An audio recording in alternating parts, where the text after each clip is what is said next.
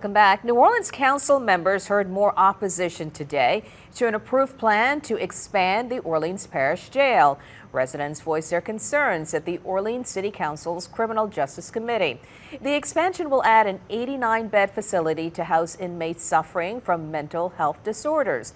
But residents told the council members that inmates with mental health problems won't get help in jails. Everybody's got to work on this.